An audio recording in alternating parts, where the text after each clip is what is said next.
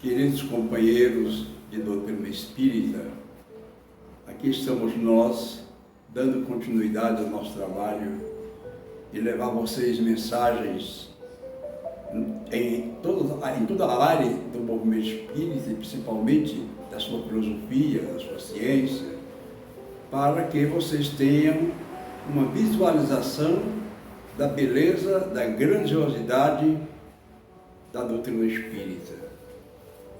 Como eu venho fazendo todas as nossas reuniões passadas, eu vou agora também dar continuidade. Isto para poder os companheiros terem uma visão de que grandes nomes passaram pela história do Espiritismo quando Kardec codificou a doutrina espírita. E hoje nós vamos falar sobre um vulto muito conhecido. É um vulto que merece muito respeito pelas obras que ele lançou dentro do conteúdo da filosofia espírita. Trata-se de um companheiro que desencarnou no dia 15 de fevereiro de 1926. Chama-se Gabriel Delany. A Federação Espírita Brasileira publica seus livros que abordam o aspecto científico da doutrina espírita, que ele procurava naturalmente estudar, pesquisar, para nos trazer fatos concretos que pudessem solidificar a nossa fé e a nossa crença na doutrina espírita e na continuidade da vida depois da morte. Entre as obras que ele escreveu, Gabriel Delany, foi A Alma é Imortal, o Espiritismo perante a Ciência, a Evolução Anímica, essa é lindíssima essa obra, Fenômeno Espírita, a Reencarnação. Então vocês, companheiros, vejam que a grande biblioteca espírita ela é vasta. Cada um trouxe editou vários livros das suas experiências, dos resultados daquilo que eles obtiveram através das reuniões, não só de investigação, como de estudo. Hoje nós queremos dar continuidade ao assunto que nós ventilamos na nossa mensagem do domingo passado, porque ele era muito extenso. Então nós resolvemos dividir em duas partes distintas. Ali naquela mensagem, nós apresentamos a primeira parte do assunto que ora nós vamos trazer para vocês, que são sinais dos tempos, a nova geração.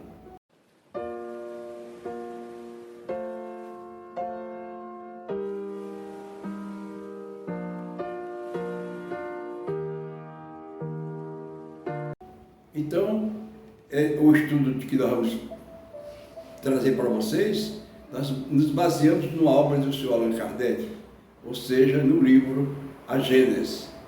Porque o Kardec ali na Gênese dividiu-a em 4 partes distintas. E a última parte é exatamente a parte que ele fala sobre as predições e a nova geração. Então, aí é que nós vamos trazer para vocês hoje a continuidade do trabalho da semana passada. Assim, pois, trata-se antes de uma nova geração de espíritos do que uma nova geração de corpos. Em verdade, vos digo que esta geração não passará sem que estes fatos sejam cumpridos. Mateus 24, 34. Então, meus irmãos, nós precisamos, por isso que a doutrina espírita é uma doutrina de estudo, de reflexão, de meditação e de busca pelos os fatos narrados, encontrar a verdade. Então, essa verdade em que o próprio no Novo Testamento está lá registrada, que foram ditos por Jesus. Em verdade vos digo que esta geração não passará sem que estes fatos sejam cumpridos. Cabe à nova geração esta que agora está se transformando, fundar a era do progresso moral, quando ela distinguisse por uma inteligência e uma razão geralmente precoces, aliada ao sentimento inato do bem.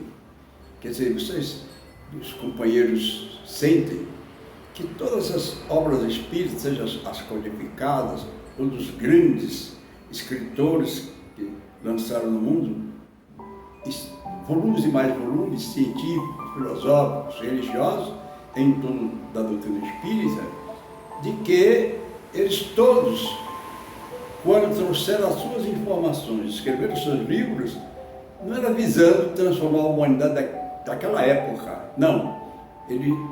Quando eles editaram os seus livros, foi visando na humanidade futura, naqueles que fossem lendo os livros, fossem dissecando aqueles livros e tirando deles a parte mais importante, a parte mais significativa para transformar o homem, para tornar o homem um homem de bem.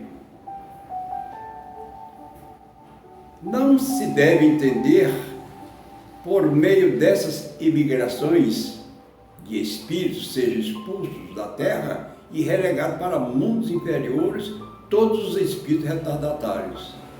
Que muitas pessoas, às vezes, não entendem quando se fala de transição planetária. Eles acreditam que todos os espíritos vão ser retirados da terra, principalmente os espíritos inferiores, os espíritos que estão vivendo nas zonas purgatoriais, nas zonas de sofrimento, que serão todos levados de uma vez só para um mundo de regeneração. Mas não é assim, porque Deus, na sua grande bondade infinita, no seu amor,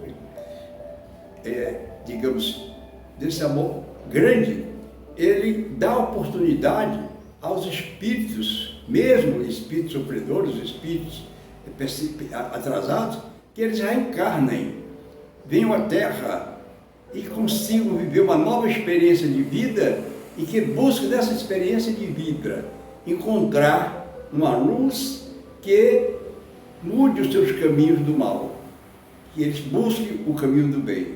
Então, a grande biblioteca espírita, ela tem uma diversidade enorme de livros que nos trazem todos estes caminhos que nós poderemos percorrer em busca do nosso progresso espiritual. As grandes partidas coletivas, entretanto, não têm por um único fim ativar as saídas, tem igualmente a de transformar rapidamente o espírito da massa e o de dar maior ascendentes às ideias novas. Então, esse texto que nós estamos trazendo para vocês também, nós vamos ter que repetir para que vocês entendam com muita calma, assim, meditando profundamente naquilo que nós estamos passando para vocês. As grandes partidas, quando nós falamos grandes partidas, é porque neste atual momento que estamos vivendo, a quantidade de espíritos que estão desencarnando através dessas epidemias, mesmo de desastres e de outros acontecimentos, é uma quantidade muito grande que estão partindo por outro lado da vida. Então, normalmente nós chamamos grandes partidas coletivas, porque não é só numa região, em todo mundo que está acontecendo. Entretanto, não tem por um único fim ativar as saídas. Ela não tem esse fim. O fim é que as pessoas sintam a dor, sintam esses momentos de reclusões para fazer reflexões em toda a sua vida. O que é que eu estou fazendo? O que é que eu estou conquistando? O que eu busco? Eu busco a elevação da minha alma? Eu busco as coisas do mundo físico, as coisas quiméricas da Terra? Ou eu quero encontrar um mundo de paz, um mundo de felicidade do outro lado da vida? Para que isso aconteça, é claro, nós vamos ter que fazer muitas mudanças no nosso eu interior. É de notar-se que em todas as épocas da história, as grandes crises sociais se seguiu a uma era de progresso. opera-se presentemente um desses movimentos gerais destinado a realizar uma remodelação da humanidade. Quer dizer, a humanidade atual, quer dizer, aqueles que reencarnaram no meio do século XIX para os nossos dias, eles não tinham ainda, digamos assim, uma formação sólida em torno do comportamento da alma num corpo físico. E, uma vez de posse deste corpo e da sua vitalidade, das suas energias, ele começou então a criar outros tipos de aprimoramento para a alma. Buscou o quê? Nas brincadeiras, nos desvaneios, nas conquistas, aquilo que é coisa efêmera e que é coisa da terra. São raras as pessoas que param para ler um livro por dia, para ler obras que lhe tragam um conteúdo filosófico que engrandeça o seu espírito e também dê noções de por que ele está aqui no mundo, de onde eu vim, quem sou, para onde eu vou. Porque ele sabe que nasceu, viveu e vai morrer. Então, durante o curso de uma vida, nós podemos adquirir muita coisa gostosa, muita coisa bonita, como também poderemos entrar por caminhos que irão nos conduzir a sofrimentos terríveis aqui na terra e no mundo espiritual. Os incrédulos rirão dessas coisas e as qualificarão de quiméricas. Mas, digam o que disserem, não fugirão à lei comum, cairão a seu turno como os outros. E, então, que lhes acontecerá? Eles dizem nada, viverão, no entanto, a despeito de si próprios e se verão um dia forçados a abrir os olhos. Esse abrir os olhos, meus queridos companheiros, normalmente para essas pessoas só vai acontecer já na terceira idade, quando ele começa a sentir até dificuldade de caminhar, sentir, às vezes, embaraços na voz, nas palavras, começa a vir a falta de pensamentos e tudo isso gera conflitos terríveis numa pessoa da terceira idade. E muitas das vezes eles se confinam, eles ficam desfalecidos em seus lares, deitados, talvez assistindo televisão ou assistindo qualquer tipo de programa para que o tempo possa passar.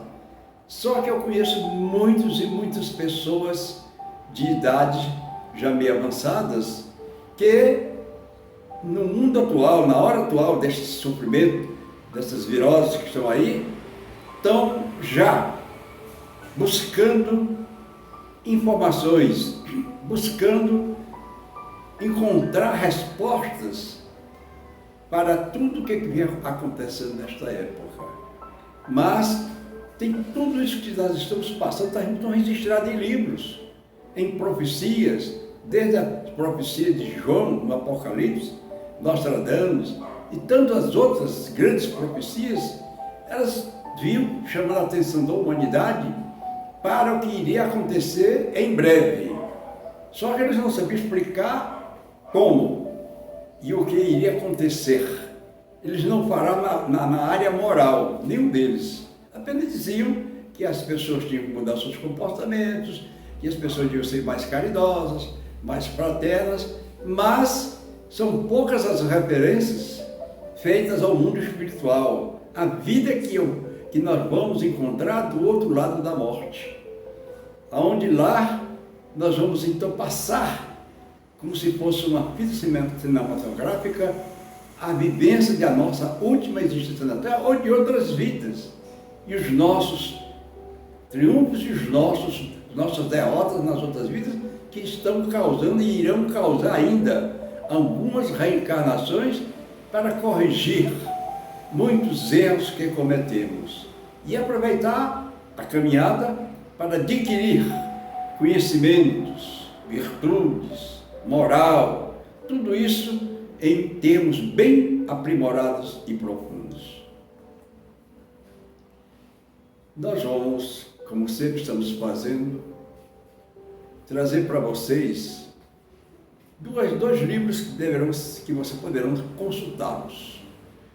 Porque, já que nós tocamos nestes assuntos agora, quase de transição, um primeiro livro que nós vamos trazer para vocês, que alguém já deve ter escutado, Herdeiros do Novo Mundo. Este livro traz toda uma gama enorme de informações e de respostas a todos estes acontecimentos que estão se passando na Terra. E olha que quando esse nosso companheiro publicou esta obra, que ela é psicografada, não foi ontem não. Este livro já tem mais de 10 anos. E veja que depois de 10 anos, a humanidade está atravessando uma crise muito grande de sofrimento. Então, a gente nota que o que ele escreveu ali, muitas páginas que estão escritas por ele, estão acontecendo e são realidades que estão se cumprindo. O outro livro faz parte da nossa coleção de Allan Kardec, da obra da codificação. É o quarto livro que Kardec publicou, chama-se esse livro aqui, Céu e Inferno. Por que Kardec publicou este livro, Céu e Inferno? Porque depois que ele começou a receber as comunicações dos espíritos, eles chegavam sofrendo, chegavam chorando, chegavam desesperados e começavam a contar alguns aspectos da sua última vida. Uns morreram porque foram assassinados, outros porque praticaram suicídio, outros através dos vícios humanos. E ao chegar do outro lado da vida, eles começaram a ter uma reflexão profunda do tempo que perderam aqui na Terra. E aí isso carrega sofrimento para a sua alma. E ele então busca em todos os lugares onde tem uma coisa que possa lhe trazer paz. Na atualidade, as religiões pregam, gritam, falam, mas não levam uma palavra de conforto para as almas que estão do outro da vida. Só a doutrina espírita, através da codificação de Allan Kardec, é que nos dá essa maravilhosa contribuição de respostas para tudo o que vem ocorrendo, para esta famosa transição planetária, como também para o novo mundo que se aproxima. Muito obrigado, muita paz e saúde.